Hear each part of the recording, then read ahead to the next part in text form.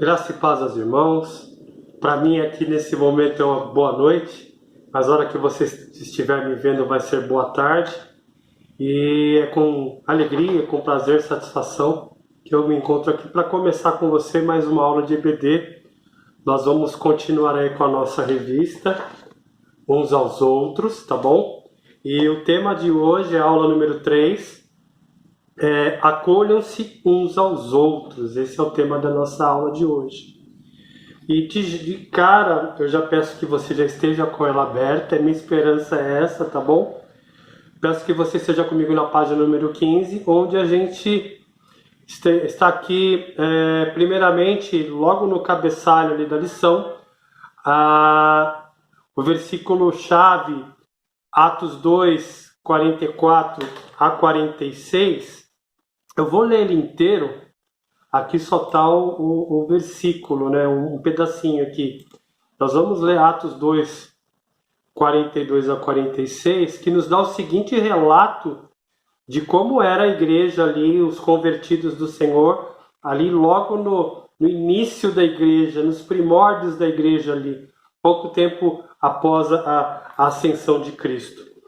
Atos 2, 42, 46 nos diz: e perseveravam na doutrina dos apóstolos e na comunhão, no partir do pão e nas orações. Em cada uma havia temor, e muitos prodígios e sinais eram feitos por meio dos apóstolos. Todos os que criam estavam juntos e tinham tudo em comum.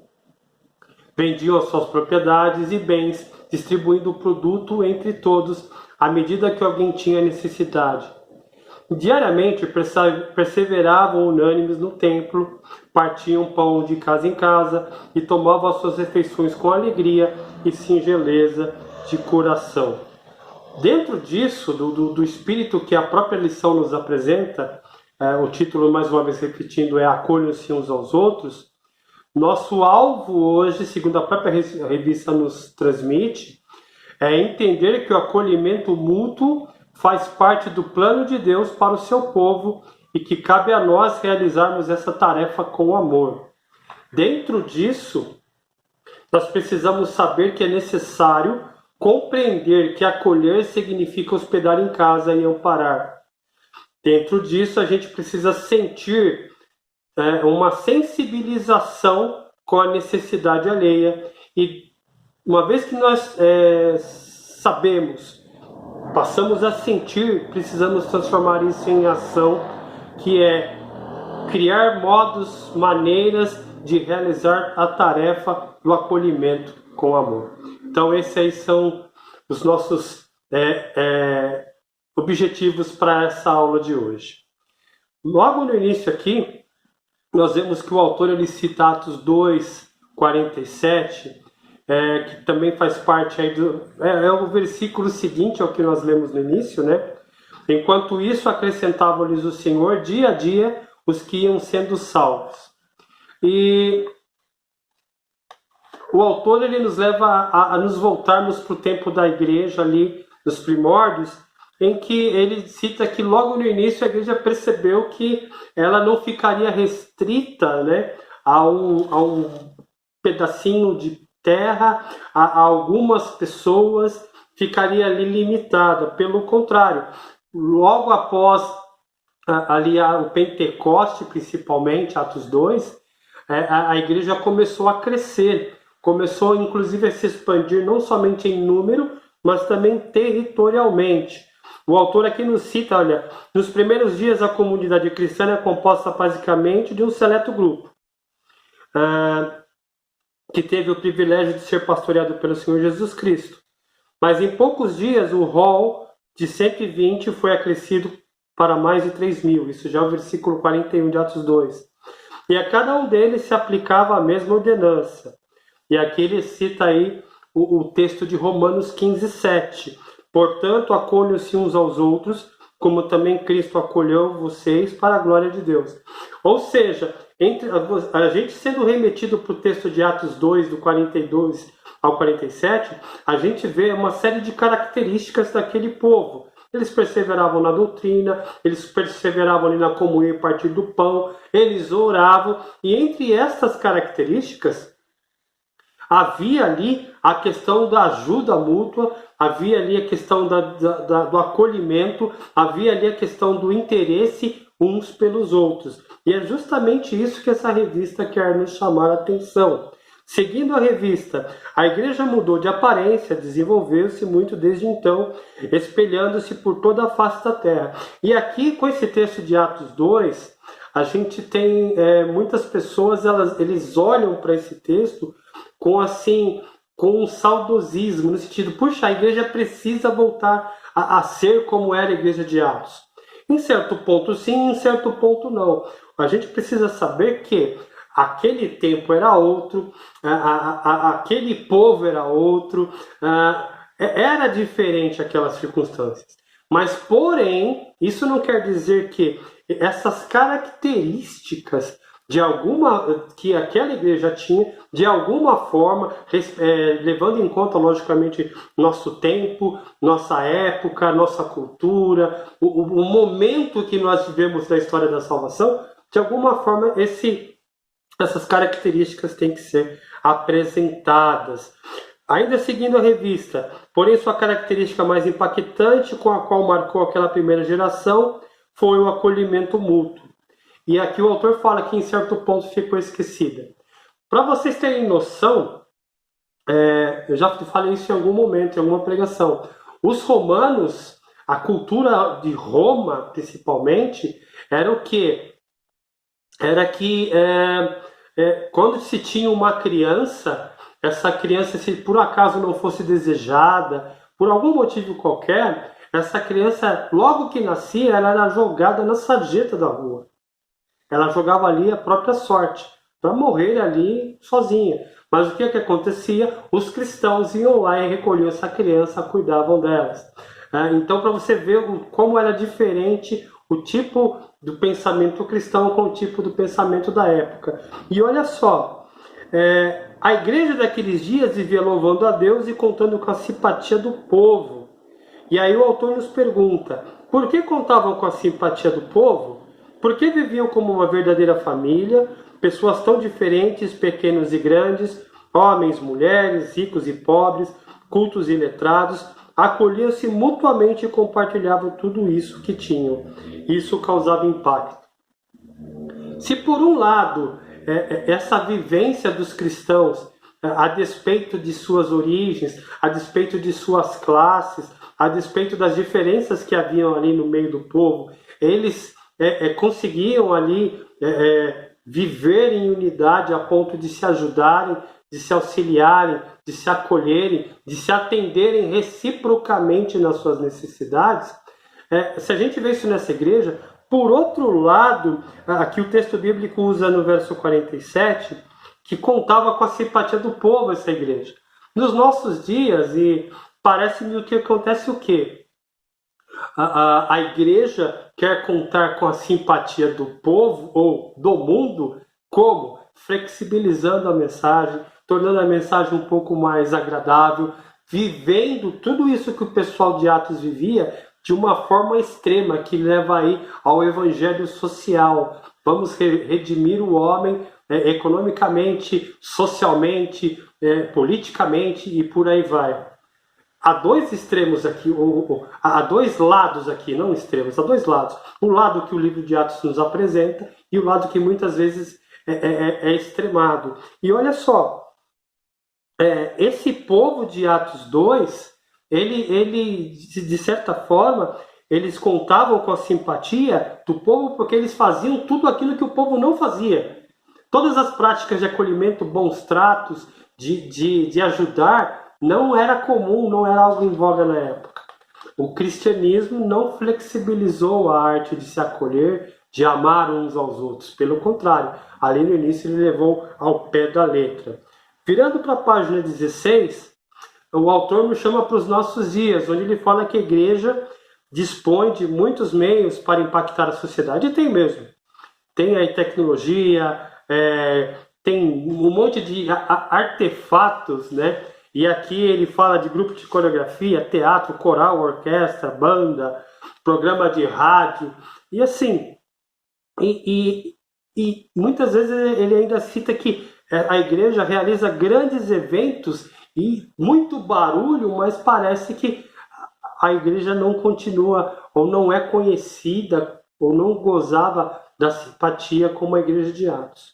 E eu vou chamar a atenção aqui que a revista não chama atenção para isso.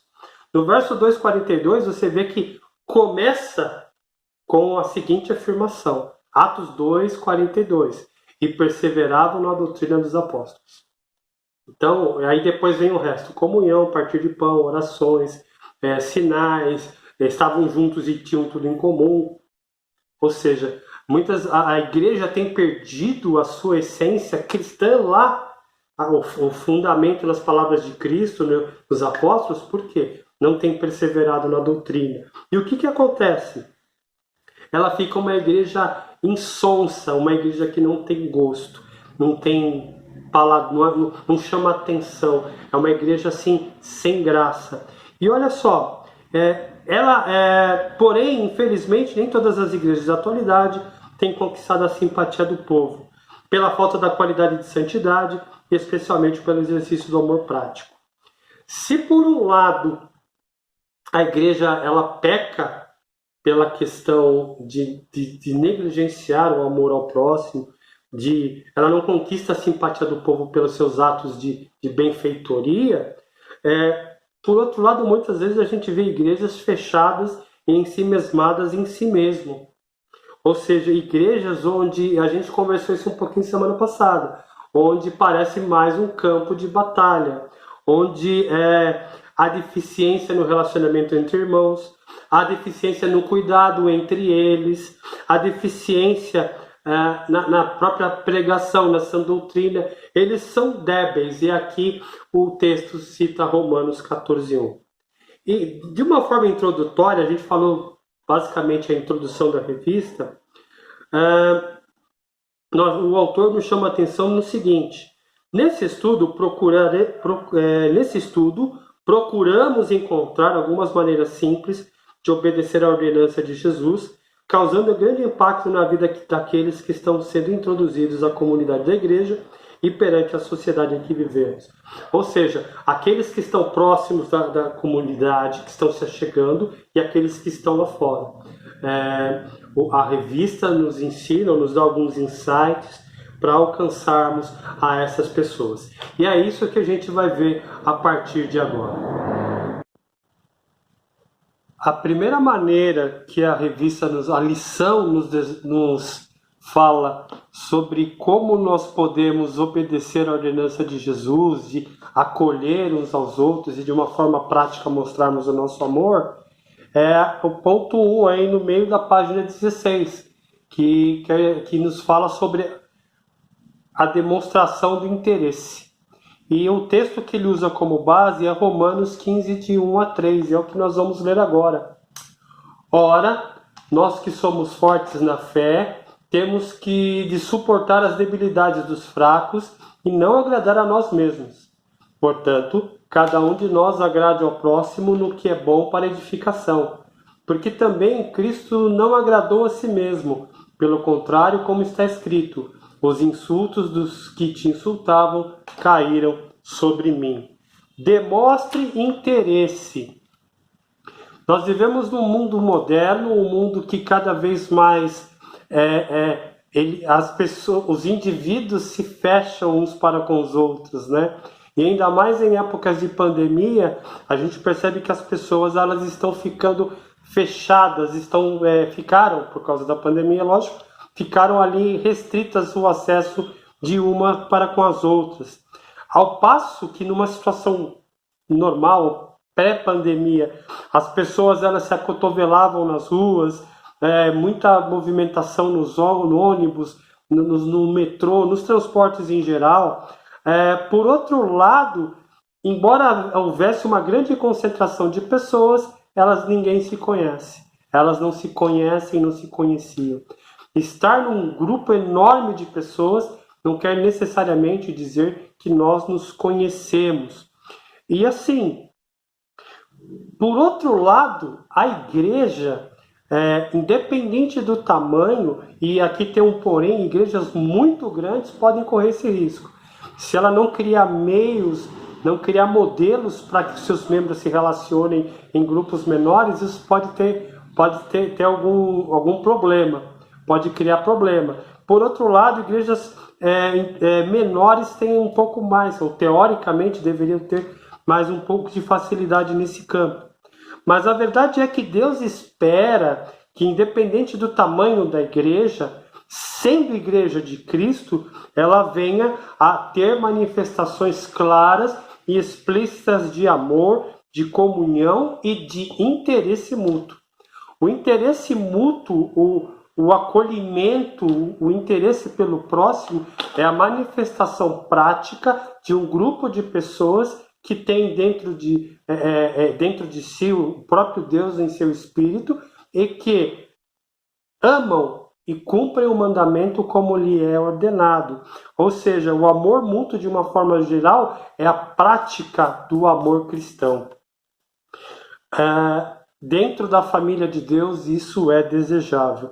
E aqui, seguindo a revista, o conselho de Paulo é que não apenas cumprimentemos, mas tenhamos a disposição de ajudar aqueles que estão chegando, os novos convertidos e os fracos da fé, a carregarem seus pesados fardos. E aqui, que fardos são esses? Temos aí classes, digamos, de pessoas dentro da igreja, né? Classes não, mas tipos é melhor. Tipos de pessoas. Temos aqueles novos convertidos, que precisam ali de todo um acompanhamento, de um discipulado, de um caminhar ao lado. Temos os fracos na fé, aqueles que, apesar do tempo, eles são vagarosos no crescimento, eles oscilam bastante, e esses também não devem ser deixados para trás. E qual é a função daqueles que, digamos, são um pouco mais maduros, ou do cristão, que é cristão e que deve amar e acolher e acompanhar e se interessar? Estar ao lado. Na verdade, não importa quem vai chegar primeiro, quem vai terminar primeiro a corrida. O importa é que todos nós cheguemos. Então, muitas vezes, eu preciso dar a mão para o meu irmão. Lá na frente, de repente, ele vai ter que me dar a mão, ele vai ter que me erguer, vai ter que me colocar, me abraçar, e a gente vai ter que caminhar junto. É assim a caminhada cristã. E o autor aqui, ele fala sobre fardos. Fardos que essas pessoas novas na fé, que os fracos, que muitas vezes eu e você carregamos também. Não somos super crentes, tá? Tira isso da sua cabeça. Somos pecadores e carecemos do amor de Deus, carecemos da misericórdia de Deus todo instante da nossa vida. Primeiro fardo, o fardo da carne. Todo crente, na verdade, combate isso, ele briga com isso. Uns têm mais sucesso, outros, têm mais dificuldade. Mas olha, o primeiro fardo, ele fala sobre o fardo da carne. Aqueles que são ainda fracos na fé sofrem um conflito antagônico entre o bem e o mal, entre fazer a vontade de Deus ou satisfazer o desejo da carne.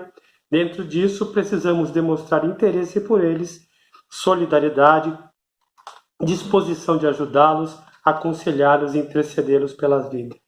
Qual crente que não tem problema com a carne? Sendo novo, sendo fraco, sendo um crente veterano, sendo um crente até mesmo maduro. Todos nós. Então, de alguma forma, todos nós carregamos esse fardo, o fardo da carne. Uns sofrem mais, uns, digamos, o fardo é maior ou menor, mas todos nós carregamos isso. O segundo fardo é o fardo do mundo. Quem não sofre com o mundo? Todos, né? Novos convertidos e aqueles que não cresceram na fé são bombardeados dia e noite pelos gracejos, insinuações e insultos da sociedade, dos amigos, da própria família. Eles precisam do nosso apoio e compreensão para vencer essa difícil etapa da vida. Ou seja, um crente que sofre, quer com problemas da carne ou com as afrontas do mundo, ele precisa de outro crente do lado dele, ouvindo, orando com ele, direcionando-lhe palavras de ânimo, demonstrando disposição de ajudá-lo. E isso não quer dizer que outro crente é um super crente, mas de repente ele é um crente um pouco mais maduro, que também sofre algumas coisas, mas que pode ajudar. E olha só, o terceiro fardo é o próprio diabo. Página 17. Ninguém está mais interessado com a ruína daqueles que já estão fracos do que Satanás. As tentações são constantes e às vezes vêm até mesmo de dentro da igreja. Isso é triste, quando o inimigo encontra lugar na vida dos próprios crentes. Um crente serve de pedra de tropeço para outro crente. Que o Senhor nos afaste disso. Eles precisam sentir que estamos interessados no bem deles para que se sintam amparados e fortalecidos. O autor aqui ele fala de um pensamento. A igreja é o único exército que abandona seus feridos. Que Deus tenha misericórdia de nós. É triste, mas é verdade. Precisamos mudar essa infeliz realidade. O abandono acontece pela falta de persistência, pelo comodismo, pela indiferença e pelo desinteresse dos próprios cristãos. Ou seja, nós, crentes em Cristo Jesus, precisamos demonstrar interesse pelo nosso irmão. Porque, assim como eu, ele tem dificuldades, o fardo da carne, o fardo do mundo e o fardo do diabo. E nessa ajuda mútua, é que nós nos fortalecemos e nos revigoramos e buscamos ao Senhor juntos e nos auxiliamos e sentimos Deus falando conosco pela sua palavra e a gente consegue prosseguir. Demonstremos interesse uns pelos outros. Isso não tem na revista, mas eu acabei de inventar agora. Um segundo ponto, no meio da página 17, demonstre respeito. Olha só, demonstre interesse, ok, mas também demonstre respeito. E nesse ponto a gente começa com uma pergunta, né? Que responsabilidade Deus coloca nas mãos daqueles que já cresceram um pouco mais na vida espiritual em relação aos que ainda estão fracos? Temos sim a responsabilidade de ajudá-los, de estar ao lado deles, de confortá-los e de abraçá-los. E olha só o que diz Romanos 15:1, que é o ponto 1 de 2 da lição aqui. Romanos 15:1. Ora, nós que somos fortes na fé, temos de suportar as debilidades dos fracos e não agradar a nós mesmos. Suportar debilidades significa aguentar, tolerar, mas também carregar e apoiar. E aqui o autor da revista ele continua. No contexto do versículo, o sentido parece ser este último. A força de um pode compensar a fragilidade do outro. No entanto, devemos fazer isso sempre demonstrando o máximo respeito. Aquela questão muitas vezes, essa questão do respeito, a gente tem que, até para ajudar, a gente tem que saber como ajudar. Né? Até para suportar as debilidades, aguentar, tolerar, tem que saber como fazer. E de uma certa forma me vem à cabeça essa questão de que muitas vezes a gente, na ânsia de querer ajudar, ou a gente vê uma pessoa ali com um tipo de problema, a gente acaba se intrometendo, acaba atravessando a música, a gente acaba fazendo uma bagunça. Nós precisamos ter respeito, no sentido do quê?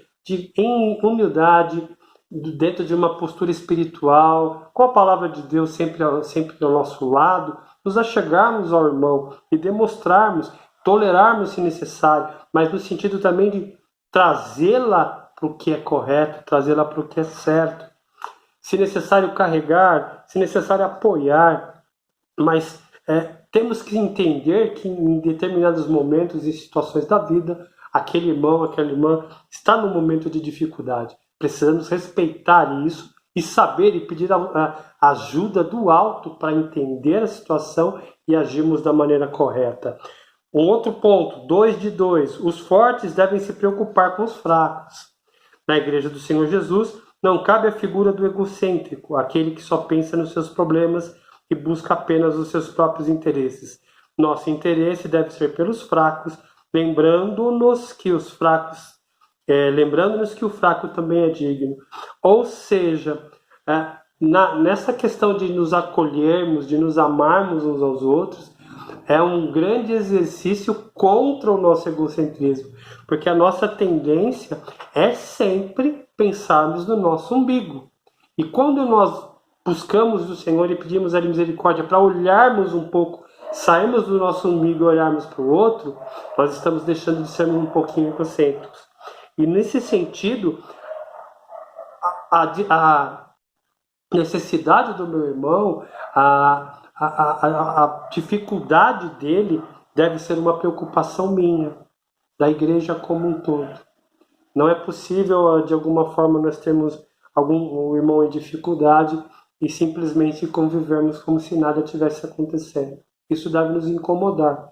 Isso deve nos levar a chegar, a orar por ele, a procurá-lo, a conversar com ele, a ajudá-lo financeiramente de alguma forma. Tá bom? E o terceiro ponto é 3 de 3. Os fortes devem promover o bem-estar dos fracos a fim de edificá-los. Paulo disse que cada um de nós deve agradar a seu irmão para o bem dele, a fim de que ele cresça na fé. Isso aqui é Romanos 15, 2, né? Como já havia ensinado, por isso procuremos sempre as coisas que trazem a paz e que nos ajudam a fortalecer uns aos outros na fé. Romanos 14, 19. Mas se não fizermos isso com todo o respeito, acabamos levando-os a tropeçar em vez de edificá-los. Os fortes devem promover o bem-estar dos fracos a fim de edificá-los. Devemos criar oportunidades, criar maneiras, estarmos sempre atentos ao próximo, ao nosso irmão que está do nosso lado, ao próximo que de repente esteja em um momento de dificuldade. Muitas vezes a gente é meio lerdo para essas coisas, mas que o Senhor nos ajude, que o Espírito dele nos comova nesse sentido. Nessa questão de demonstrar respeito, nós vimos que os fortes devem suportar as fraquezas dos fracos, ou seja, tolerar, aguentar, carregar, apoiar. Nós vimos que os fortes devem se preocupar com os fracos, ou seja, parar de olhar muito para o nosso umbigo, olhar de repente para o umbigo, modo de falar, olhar para o outro irmão que está do nosso lado. E os fortes devem sempre promover o bem-estar dos fracos a fim de edificá-los, ou seja, estar sempre atentos, sempre procurando oportunidades de criar meios para que aquele que está mais fraco, aquele que está em dificuldade, aquele que está com o fardo está meio pesado, né? Nós vimos aí no ponto anterior os fardos, o fardo da carne, o fardo do mundo e o fardo do diabo. Nós temos que sempre estar atentos para criar oportunidades de ajudar esses irmãos, auxiliar esses irmãos, a fim do quê? De torná-los mais fortes ou edificá-los. Início da página 18, nós temos aí uma aplicação, e eu vou ler ela para os irmãos. Falta respeito quando queremos colocar os novos convertidos, assim como os antigos convertidos, porém fracos na fé em nossa forma. Falta respeito quando cerceamos as iniciativas dos neófitos ou despreparados por achá-los infantis. Falta respeito quando não demonstramos a devida tolerância para com aqueles que ainda não conhecem nossas regras ou, conhecendo-as, não se conformam a elas. Olha só, a gente quer colocar os novos convertidos e os mais velhos numa forma, né? A nossa forma, a nossa cara. Quando a gente despreza por algum motivo a iniciativa daquele irmão neófito, né, novo na fé, ou aquele irmão que não tem tanto preparo. A gente tem que preparar ele, tem que trabalhar. A gente já viu isso em outra revista, hein? Falta respeito quando não demonstramos a devida tolerância para com aqueles que ainda não conhecem nossas regras ou, conhecendo-as, não se conformam a elas. Que o Senhor nos ajude a cumprir esses dois pontos, a demonstrar interesse pelos nossos irmãos, e tudo isso dentro de uma grande e enorme demonstração de respeito. Agora a gente vai para o terceiro ponto da lição, que é demonstre aceitação. Chegamos ao terceiro ponto da lição. Nos dois primeiros nós vimos que devemos demonstrar interesse e também demonstrar respeito. Precisamos agora, no terceiro ponto, demonstrar aceitação. E o texto que ele usa aqui como referência é Romanos 14, 1. Acolham quem é fraco na fé, não porém para discutir opiniões. Depois ele vai para Romanos 15, de 7 a 12, que a gente vai ler também. Portanto, acolham uns aos outros, como também Cristo acolheu vocês, para a glória de Deus. Pois digo que Cristo foi constituído ministro da circuncisão, em prol da verdade de Deus, para confirmar as promessas feitas aos nossos pais, e para que os gentios glorifiquem a Deus por causa da sua misericórdia, como está escrito. Por isso eu te glorificarei entre os gentios e cantarei louvores ao teu nome. E também diz, alegre-se, ó gentios, como o povo de Deus. E ainda, louvem o Senhor todos vocês gentios e todos os povos o louvem. Também Isaías diz, virá a raiz de Jessé, aquele que se levanta para governar os gentios, nele os gentios aparecerão. Demonstre aceitação. Esse texto, Paulo está falando, é sobre textos do Antigo Testamento que falam da aceitação por parte de Deus, que os gentios viriam, a gente viu isso, está vendo, né? Bastante em Gálatas, que os gentios viriam e se tornariam parte do povo de Deus, né? E de uma certa forma, Paulo está chamando a atenção dos seus leitores para que aceitem isso, que aceitem esses gentios, né? E olha só, o corpo de Cristo, que é a igreja, é como o coração de mãe. Sempre cabe mais um. Sempre deve haver espaço e ministério para aqueles que estão chegando. Aí ele cita o texto de 1 Coríntios 12, de 7 a 14. Em cada um de nós há muitas diferenças na estrutura física, na aparência, na formação, no temperamento, na criação, no estilo de vida, na educação e em outras áreas também. Por isso, para a boa convivência, é imprescindível nos adaptarmos a essa imensa concha de retalhos na qual tanta diferença, quando bem trabalhada, contribui para a edificação de todos. E essa questão da concha de retalhos, eu me lembro que a minha avó, ela fazia essas conchas. E ela comprava, né, uns sacos enormes, cheios de pedacinhos de pano. E eles separadamente não dariam muita coisa. Mas quando ela pegava esses pedacinhos de pano e ia ali montando num lençol, né, ela ia enxertando aqueles trapinhos, aqueles retalhozinhos, ficava uma colcha pesada, no sentido de que cobria e aquecia, uma colcha colorida, uma colcha bonita e muito bem proveitosa. Aqueles retalhos que talvez não servissem para nada, quando todos juntos naquele lençol e costurados ali, não sei exatamente o processo, não me lembro, mas acabavam formando uma bonita colcha de retalhos. E é isso é o corpo de Cristo.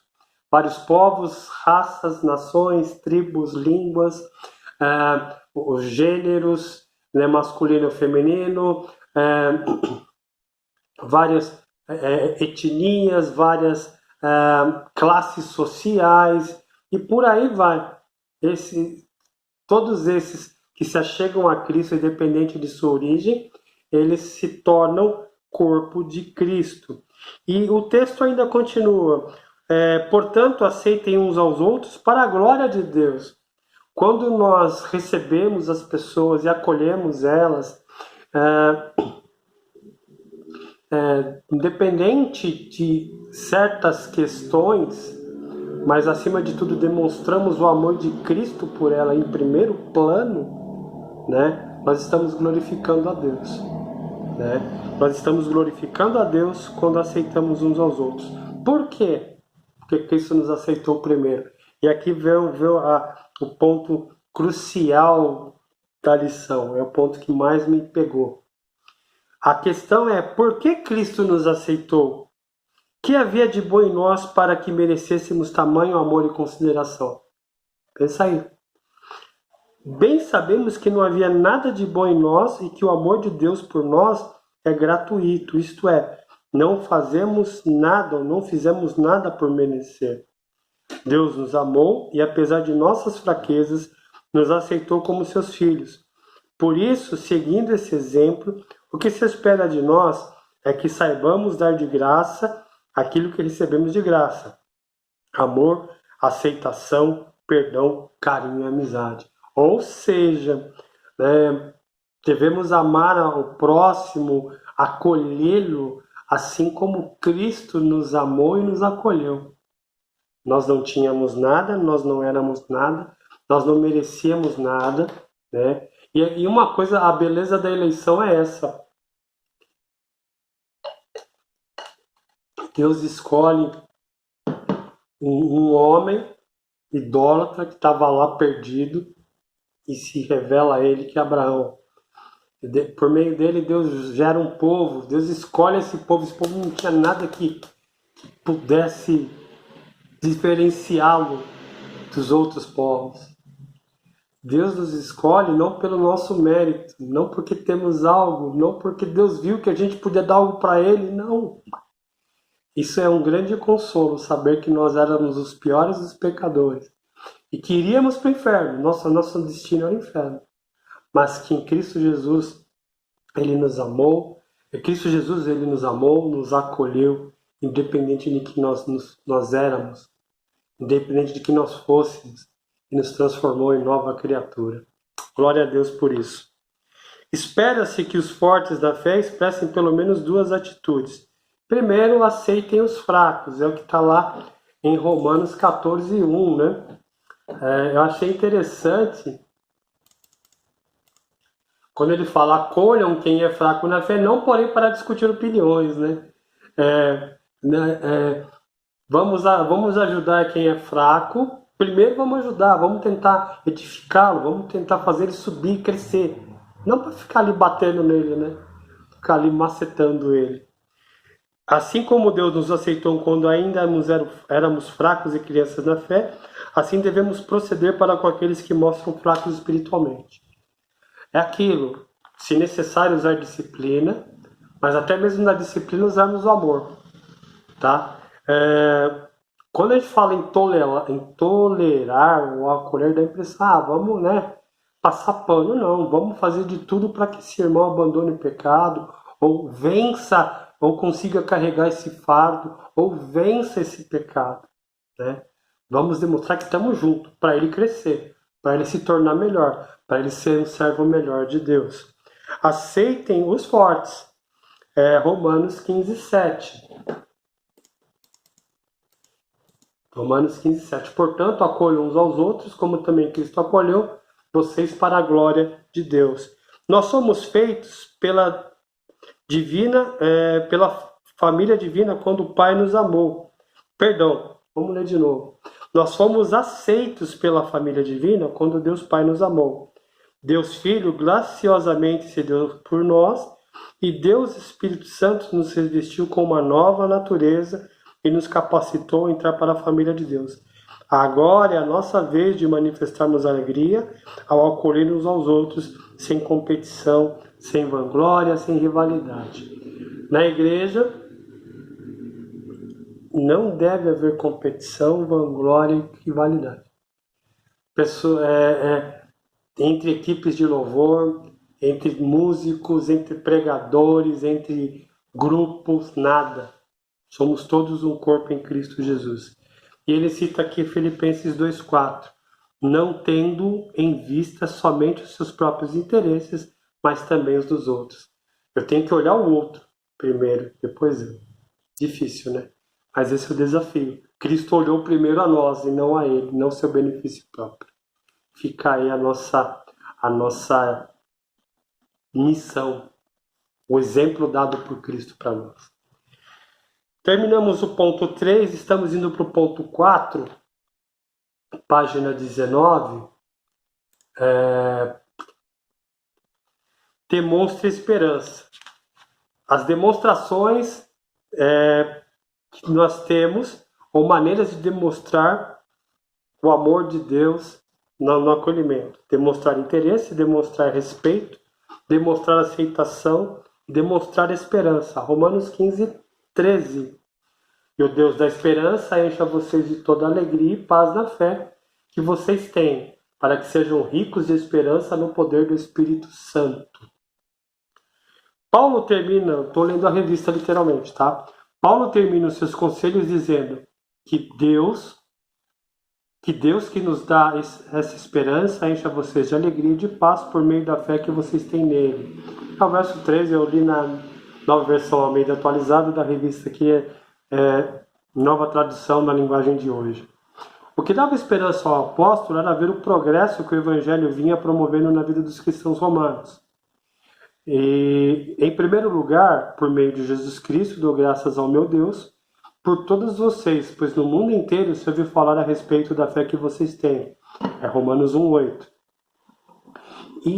E era essa esperança que lhe permitia momentos de alegria e paz.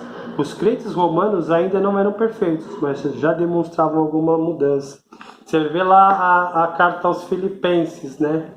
Onde Paulo ele começa logo no capítulo 1, falando das suas dificuldades. Ele estava preso, mas porém o que aquela dificuldade, todo aquele problema de estar preso, tal, as oportunidades que ele tinha para falar de Deus e do Evangelho. E o quanto isso o deixava feliz. Então, Paulo aqui, citando a carta aos Romanos 1,8, né, versículo 13 também do capítulo 15, Paulo se alegrava com o crescimento e desenvolvimento dos romanos.